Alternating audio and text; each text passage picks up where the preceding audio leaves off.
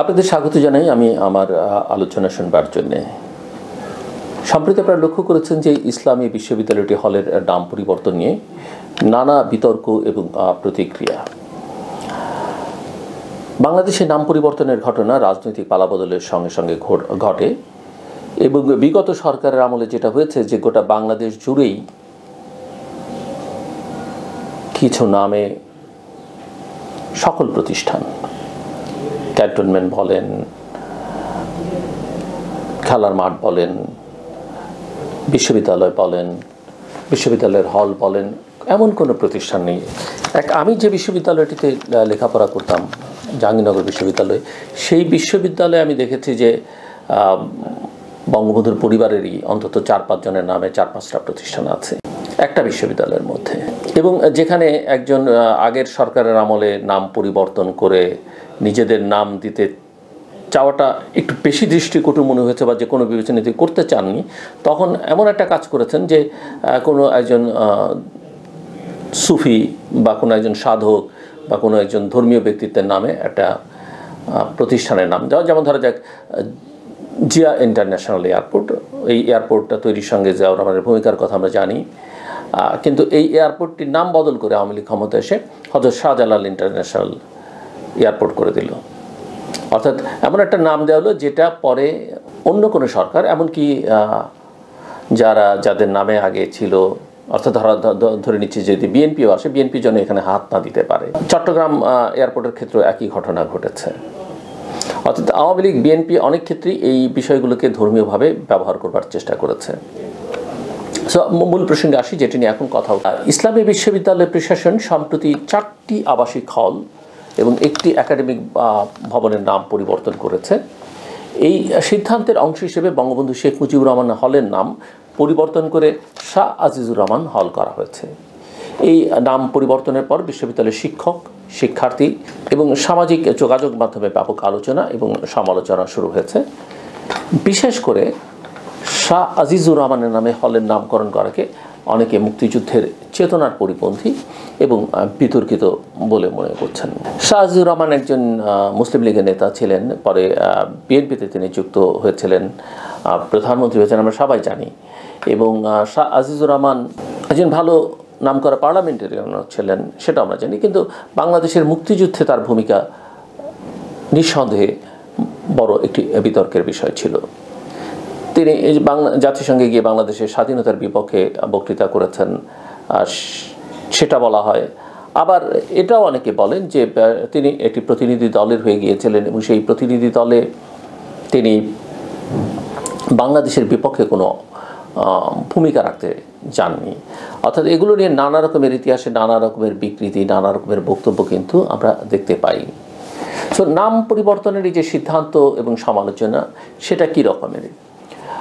ইসলামী বিশ্ববিদ্যালয়ের কথা আমি বলছি যে বিশ্ববিদ্যালয়ের সিন্ডিকেট সভার সিদ্ধান্ত অনুযায়ী শেখ হাসিনা হলের নাম পরিবর্তন করে জুলাই 36 হল, শেখ রাসেল হলের নাম শহীদ আনাস হল, বঙ্গবন্ধু শেখ মুজিবুর রহমান হলের নাম শাহ আজিজুর রহমান হল, বঙ্গমাতা বেগম ফজিলাতুন্নেসা মুজিব হলের নাম উম্মুল মুমিনিন আয়েশা সিদ্দিকা হল এবং ওয়াজেদ মিয়া বিজ্ঞান ভবনের নাম ইবনে সিনা বিজ্ঞান ভবন করা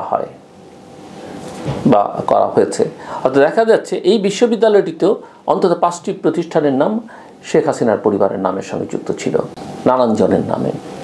তবে বঙ্গবন্ধুর নামে থাকা হলের নাম পরিবর্তন করে শাহ আজিজুর রহমানের নামে নামকরণ করাকে অধিকাংশ শিক্ষার্থী এবং শিক্ষকরা মেনে নিতে পারছেন না। সমালোচকদের মতে শাহ আজিজুর রহমান ছিলেন স্বাধীনতা বিরোধী এবং মুক্তিযুদ্ধকালীন সময়ে পাকিস্তানি সেনাবাহিনীর গণহত্যার পক্ষে অবস্থান নিয়েছিলেন।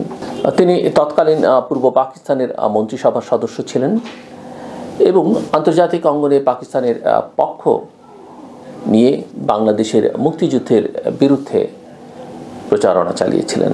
ওই যে জাতিসংঘে যাওয়াটা নিয়ে আমি বলছিলাম না, এগুলো নিয়ে কিন্তু নানা রকমের বিতর্ক, নানা রকমের প্রশ্ন, সংশয়, প্রতিক্রিয়া কিন্তু আমরা দেখতে পাচ্ছি। যাই হোক, ইসলামী বিশ্ববিদ্যালয়ের এই পরিস্থিতি নিয়ে বিক্ষোভ এবং প্রতিক্রিয়া আমরা লক্ষ্য করছি সামাজিক যোগাযোগ মাধ্যমে। বিশ্ববিদ্যালয়ের অভ্যন্তরে নাম পরিবর্তনের সিদ্ধান্তের বিরুদ্ধে বিভিন্ন ছাত্র সংগঠন প্রতিবাদ জানিয়েছে। ইসলামী বিশ্ববিদ্যালয়ের ছাত্র ইউনিয়ন এবং বৈষম্য বিরোধী ছাত্র আন্দোলন এই সিদ্ধান্ত বাতিলের দাবি জানিয়েছে এবং মাওলানা ভাসানীর নামে হলের নামকরণের আহ্বান জানিয়েছে। এছাড়া বিশ্ববিদ্যালয়ের বর্তমান এবং সাবেক শিক্ষার্থীরা সামাজিক যোগাযোগ মাধ্যমে ক্ষোভ প্রকাশ করেছেন, সেটা আমরা সবাই লক্ষ্য করেছি। ইসলামী বিশ্ববিদ্যালয়ের একাধিক শিক্ষার্থী বিভিন্ন গণমাধ্যমকে বলেছেন যে তারা মনে করেন হলগুলোর নামকরণ হওয়া উচিত দেশ এবং সমাজে গুরুত্বপূর্ণ অবদান রাখা ব্যক্তিদের নামে। এবং আমি মনে করি যে তাদের কথার সঙ্গে যুক্ত করতে চাই যে একই ব্যক্তির নামে অসংখ্য প্রতিষ্ঠান দরকার নেই সারা দেশে।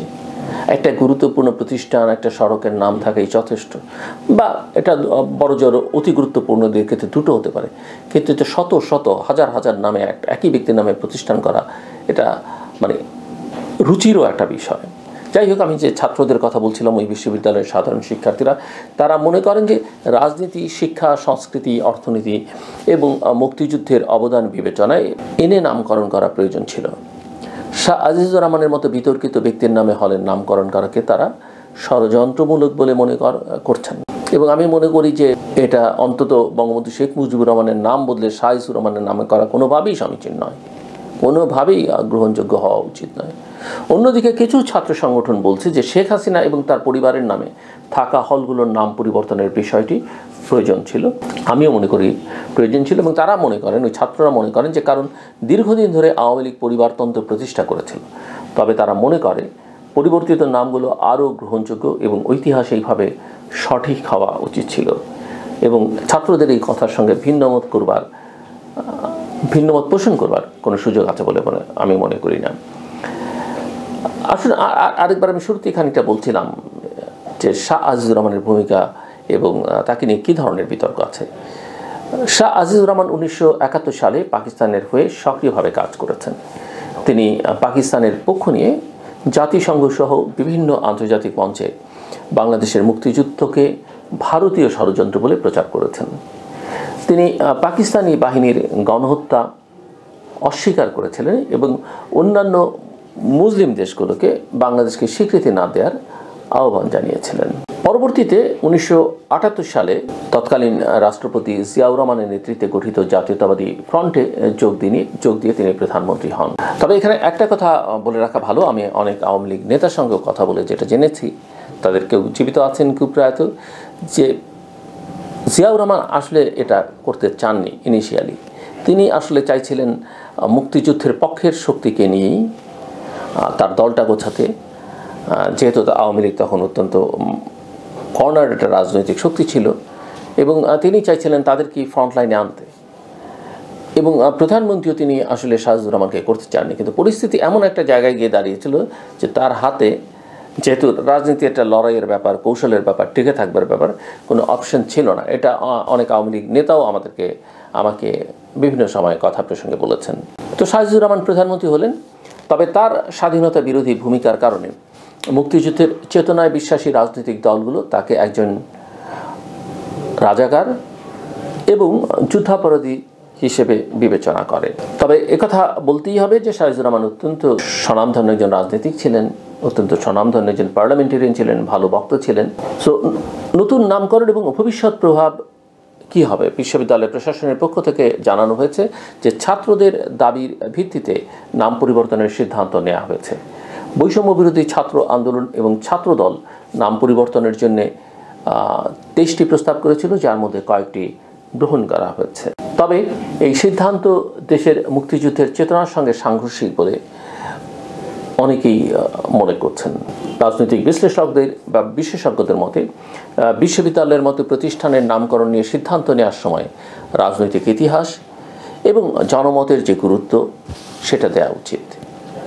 বিতর্কিত ব্যক্তির নামে নামকরণ হলে তা ভবিষ্যতে আরও বিতর্ক তৈরি করতে পারে এবং এই নাম স্থায়ী নাও হতে পারে। যেমন এখন আওয়ামী পরিবারের নামে যেগুলো হয়েছে সেগুলো বদলে যাচ্ছে এবং নতুন প্রজন্মের সামনে ভুল বার্তা যেতে পারে। বর্তমানে সামাজিক যোগাযোগ মাধ্যমে এই সিদ্ধান্তের বিরুদ্ধে ক্রমবর্ধমান ক্ষোভ এবং প্রতিবাদ লক্ষ্য করা যাচ্ছে। বিভিন্ন মহল থেকে সিদ্ধান্ত পুনর্বিবেচনার দাবি উঠেছে। দেখা যাচ্ছে ইসলামী বিশ্ববিদ্যালয়ের এই নাম পরিবর্তন কেবল একটি প্রশাসনিক সিদ্ধান্ত নয়, এটি রাজনৈতিক ইতিহাসের একটি গুরুত্বপূর্ণ বিতর্ক হয়ে উঠেছে এবং আমি মনে করি যে এই বিতর্কের নিষ্পত্তি হওয়া, ইতিবাচকভাবে নিষ্পত্তি হওয়া অত্যন্ত জরুরি এবং ভবিষ্যতের জন্য যেন এই সময়টা একটা উদাহরণ তৈরি করতে পারে নতুন বিতর্কের জন্ম না দিয়ে। আমার কথা শুনবার জন্য আপনাদের অসংখ্য ধন্যবাদ। আপনাদের সবার জন্য শুভকামনা।